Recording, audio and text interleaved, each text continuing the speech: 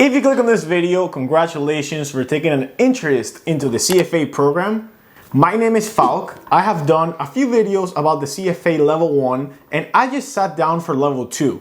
I will not be doing any CFA Level 2 content until I pass, but I did notice that there's one Level 1 video that I wish I would have seen before I started this process. It's basically covering an introduction into the CFA program and more importantly, talking about the different topics tested in Level 1 and the few things that you should know before you start studying it. So ideally, this is a video that you watch if you're thinking about taking Level 1 or maybe if you already signed up and you're already covering the topics. Just keep in mind that this is high level. This is just kind of to give you a sense of what's coming. The more detailed stuff about what you should actually do, I cover in all the other videos that I've done. But to give you some background about the curriculum tested, you should know that the CFA curriculum changes on a yearly basis. The way it's created is that the institute surveys thousands of people that work in the finance industry and they basically ask them what are the skills and what are the things that you do on a day-to-day basis. Based on those answers, they then review it with some curriculum experts and a few subject matter experts like academia and professors and advisors, and they determine what are the things that the average financial analyst should know to perform any job in the investment industry. So what I want to point out is that there are a lot of topics that have been getting tested since 1960s. Like for example, CAP-M was probably added in the 1960s when that became a thing. But then there are other topics that you might be tested on that probably your boss that took the test in the 80s or the 90s didn't get tested. For example, when I took Level 1, there was a full chapter about machine learning. That's not something that they tested back in the 80s. So today, I will be focusing on the concepts that are to the core of each topic because the things that change on a yearly basis can kind of evolve and might not be as important. And I'll explain what I mean when I kind of cover each one. So let's get right to it. The first one is quantitative methods. So I have to disclose that quantitative methods is the topic that I hate the most. Quantitative methods is basically statistics. So for Level 1, you're going to start by doing some time value of money, which is pretty simple. It's going to be very average to the things that you probably saw in college. And then you're gonna get to simply statistical analysis. So for example, one of the main things you're gonna cover are gonna be uniform distributions, as well as probability, correlations, and things like that. Now, the thing with statistics or just quantitative methods is that you're covering the base of statistics. So the applications of the concepts that you're gonna learn are gonna be very basic to close to none. The reason for that is because you kind of have to develop the base before you can apply it. So Level 1 is just gonna be pure statistics. It's not gonna be much harder than that statistics class that you took in college, or if you were like a business major, that like quantitative methods class that you probably took. But personally, I just hate it. And now that I work in the finance industry, I think one of the things that I hate is that this is the topic that you apply the least to your day-to-day. Most likely, the only way you apply quantitative methods, if you have like a quantitative analysis role, something like Citadel, but if you work for a company like Citadel, you probably studied math or statistics in college, which means that this topic is already interesting to you, so it's just gonna be a breeze. But yeah, not a big fan of quantitative methods. Then you have financial statement analysis, which is kind of the big boy of Level 1. So the hardest part of financial statement analysis for Level 1 is a few of them. The first one is comparing GAAP or GAAP to IFRS. So if you don't know, GAAP are the standards that are used for accounting in the United States, and then IFRS are the standards used everywhere else besides the United States. Now, even for the CPA, you don't have to study IFRS anymore, which is insane. But for this exam, you need to know a few of the differences.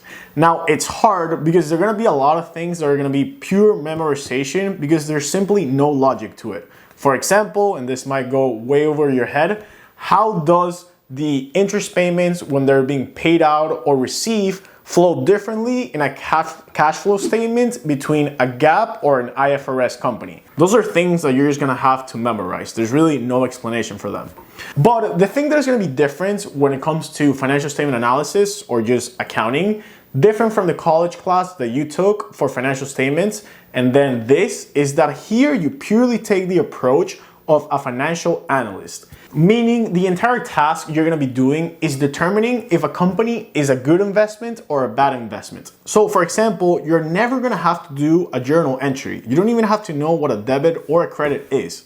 You do have to know things like liquidity ratios or leverage ratios, which means that this section is actually pretty high on formulas. You're gonna have to learn a lot of formulas. My recommendation is the things that do have a logic, like some of the formulas, make sure that you understand them because they are easier if you do than if you simply memorize. And lastly, the hardest topic probably over IFRS versus GAAP is gonna be deferred tax assets and deferred tax liabilities, because that's kind of an ongoing joke in the accounting industry of people that simply do not understand it, but it's actually a thing. Then economics, I'm gonna keep comparing it to kind of like those college classes that you took, because the majority of the people that are taking the CFA went to college, and also the majority of people taking the CFA studied business or like accounting or economics. If you compare the economics topic to the average introductory macroeconomics and microeconomics class, it's not much harder than that. I was personally an economics major, so I think that helped a little bit because I didn't only go that far, I also took like a little bit of advanced macro and econ classes. So the topics tested here are not that hard. The only thing you have to know is being able to kind of use logic to put everything together. So for example, for the economics topic, you're gonna do a lot of monetary and fiscal policy, which you probably did in your introductory class. The thing with CFA is how do those two things apply when it comes to international trade? And then you might add a few like formulas to the mix and how it affects savings and investments and things like that. But it's not too hard. I think economics is probably one of the ones that you can have in your pocket. Now, corporate issuers is where you analyze the structure of companies. So corporate issuers is kind of like that introductory corporate finance class that you took in college, or maybe it wasn't a class, it was just like a few weeks of a semester. There's two components. There's the theory, which is understanding the different types of management boards, like a 1-tier versus a 2-tier board, things like ESG investments, and longevity of companies. And then also a little bit of the finance and just the math behind corporate finance, which is it's pretty simple. It's pretty straightforward. It's things like CAPM and also weighted average cost of capital, things that you've probably seen before. For this section, for this topic, I think the easiest way to think about it is, applies for the entire exam, is take the perspective of a financial analyst. When you're learning topics in college, you're just given the information. Here, you're not giving the information for anyone in finance. You're giving the information for someone in finance that is a financial analyst. So you have to think of this is the information that you need when you want to determine if a company, just the company itself, is a good investment, or maybe sometimes just like specific projects within the company being a good investment or a bad investment. Like I said, corporate issuers is not really hard. I think it's pretty straightforward. There are a few different formulas, but the theory is pretty straightforward and it should be one of the easier ones. Now, equity, let me go ahead and just tell you that equity for level 2 is straight valuation. It's super long, it's like a full book, and it's just a bunch of formulas and a bunch of different ways of when it comes to valuing a company. Now, for level 1, more importantly, it's different than that because it's much more broad, because you just want to explain to you how does the overall equity market work. So for example, for equity, you're gonna be doing a lot of the explanations between primary versus secondary offerings, and also what are the processes that a company goes through when they want to do an IPO. Then something that I found a little hard was the different weighting methods that you have for different indexes. So for example, how is the S&P and the NASDAQ weighted differently than the Dow Jones? You also have to calculate a lot of those, and that's kind of one of the more common practice questions that you see. Also, I really like equity for level 1 because it also has a lot of implications when it comes to trading. So if you are going to start working in something that is trade related, or you're already doing that, you're going to see a lot of the applications. And then also, if you ever take the Series 7, because you're going to work in wealth management like I do, it helps because there's kind of a lot of topics that you learn in both exams. So if you took it already or you will take it in the future, it will make it easier for you. And then in equities, it's kind of when you start getting the feeling that the CFA, if you did finance in college, which I also did, I was econ and finance, the CFA is just gonna be a gigantic final exam on every single topic that you learned in college. And the reason I say that is because When you do the equity section, some of the more theoretical part is gonna be marketing, like the things that you learn in marketing 101, like Porter's 5 forces, the industry life cycle, and things like that. So that's the cool thing, kind of also the bad thing because it makes it long with the CFA level 1 is that it's just like a huge summary of your entire college career. Now, fixed income can be a little harder because I feel like fixed income, you covered it in college and you might take a class or two that goes over it. But in the CFA, you get it really deep because fixed income is one of the main topics that are tested in level 1, level 2, and even level 3.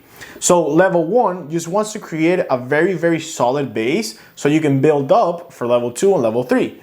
So level 1, it's primarily focused on understanding all the different ways that a fixed income product can be created when it comes to a company issuing bonds or even a government or a sovereign entity issuing bonds. What are all the different implications? Like, how is a bond created? What are the options that you can have in a bond? What is a bond? What are the covenants that you have in a bond? What are the different stipulations that you can have that might affect the issuer or the person buying the bond? Then you also have a little bit of a structured product. So all the things that you might have seen in the 2008 crises, like ABS or mortgage-backed securities or even CDOs, those are things that are covered in this section.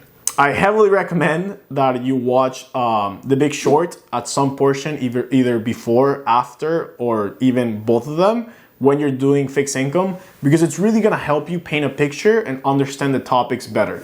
And especially fixed income is gonna be heavily focused on duration, something that you might have heard in college and covered a little bit. You're gonna cover it very deeply here and the different types of duration. Random fact, if you are a fan of calculus and you took calculus when you were in college, it does help with fixed income because it helps you visualize duration on a specific way. But that's a little more nerdy.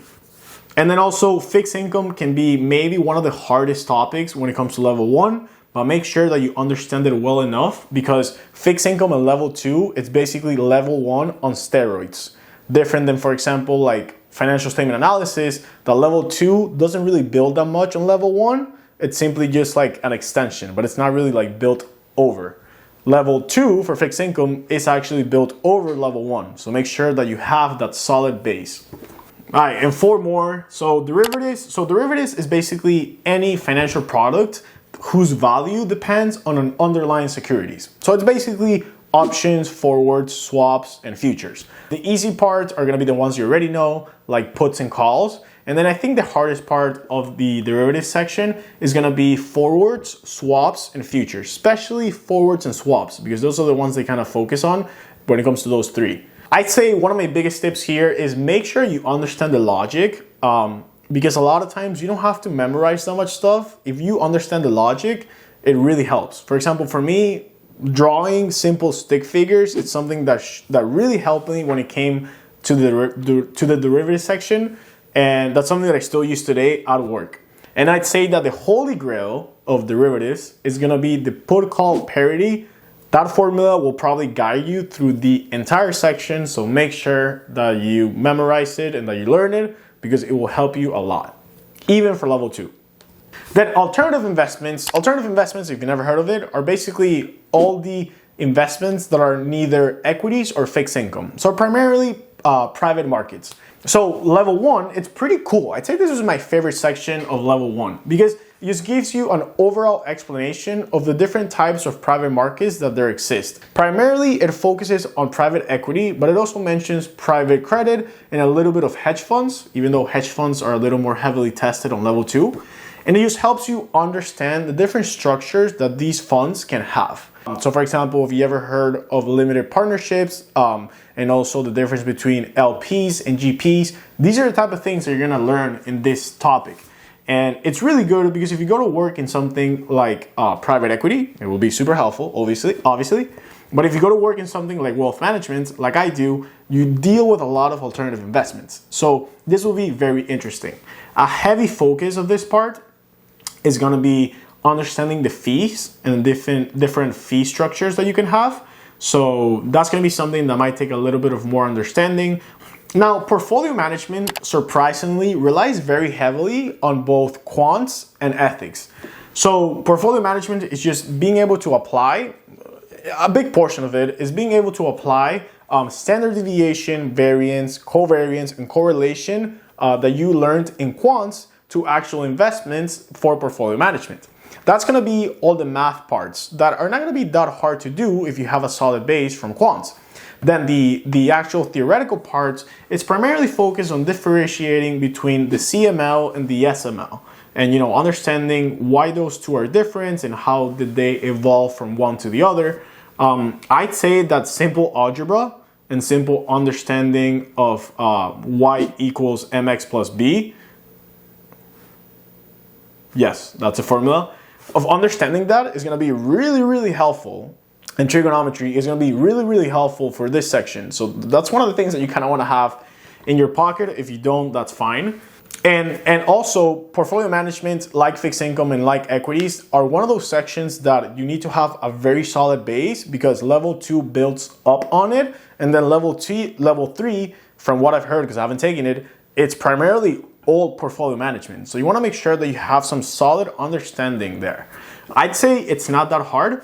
It has a few formulas, but I think it won't be that hard. Just make sure that you understand the theoretical part. One of the things that helped me the most, if you already started studying, I don't recommend that you do it because it might take too much time, but I read Random Walk Down Wall Street, which has some tremendous explanation when it comes to portfolio management, because it's not trying to teach people that are taking the CFA, but it's just trying to teach people on their normal day-to-day. So a lot of the concepts, they make it pretty interesting, and it's a really great way to see it. And then also portfolio management has some theories about different biases that people can have and that you have in portfolio management, and also different ways that you should structure an investment approach when you're dealing with a client, which is helpful because it helps you get in that mindset of being a financial analyst, which is something that is useful when you're understanding these topics. And then lastly, portfolio management is also one of the topics where they add a lot of different new readings. Like for example, you might have technical analysis reading that they add, or maybe something like digital assets or digital assets analysis. These are things that come up from year to year. And the last part, it's ethics. So a lot of people think, and a lot of people ask me, and I remember asking myself, what the hell is ethics? Like what am I going to learn in that topic? And see it this way. When you join a company, there's going to be an ethical or just like a rules guidebook that you have to abide by. When you join a separate industry, like for example, FINRA, when you work in wealth management, there's also a list of different rules and laws that you have to abide by. The CFA Institute wants to make sure that all the CFA candidates and CFA members or charter holders abide by a higher level of laws. So they create their own rules that people are forced to learn and abide by if you want to belong to the CFA Institute as either a member or candidate. So basically, ethics is just a bunch of rules that you're tested on to make sure that you actually know the rules that you have to go by. My biggest tip is, read the chapter, whatever you're doing, either Mark Meldrum, Kaplan, or whatever testing prep provider you have. But also make sure that you set some time aside to actually read the guidelines of the CFA. It's going to be a 210-page document that I really recommend that you read, because that's going to be basically where all the questions are going to come from, right from the source. More importantly, something that I didn't realize until level 2, the CFA, like the ethics content does not change, at least right now, between level 1, level 2, and level 3. It's going to be exactly the same. So if you focus on building a solid base, it's not going to be a base. It's going to be the base and the entire building that you're going to be tested on for level 1, 2, and 3. When I was studying for level 2, I literally used all my notes that I had from level 1 from that one time that I read the entire guidelines, which is the 200-page document. So make sure that you read the actual documents. Maybe take some notes here, especially the things that weren't as logical to you, and it will be really useful for level 1, level 2, and probably even level 3. And that's it. A little bit of a longer video. Hopefully you guys find it interesting. Like I said, I don't want to do any level 2 content until I pass, but one of the videos that I do have planned is comparing level 1 to level 2 as far as different topics. And if you have any other questions or things that you want to see in the future, make sure that you leave it in the comments and I'll check it out. And also, if you're new here, subscribe and check out all the other videos that I have for the CFA level 1, because they've done great and people have really liked them. Thank you so much for watching. I'm a little tired. I'm gonna go to sleep. See you next time. Peace.